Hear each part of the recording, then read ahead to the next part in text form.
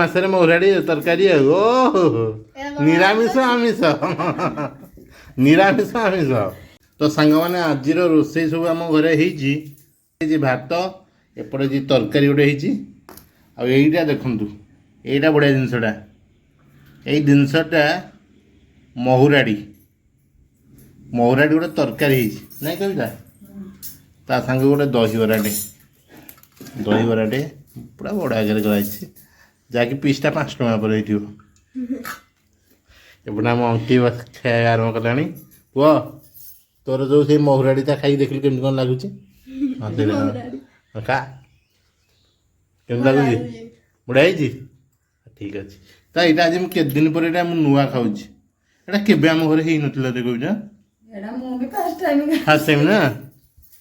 ତ ଠିକ୍ ଅଛି, ଖାଇକି ଟେଷ୍ଟ କରି ଦେଖିବା ନା କେମିତି କ'ଣ ହେଇଛି। ପୁଅ ଭଲ ହେଇଛି ତ? ପୁଅ ନାଇଁ ଭଲ ହେଇଛି ତ?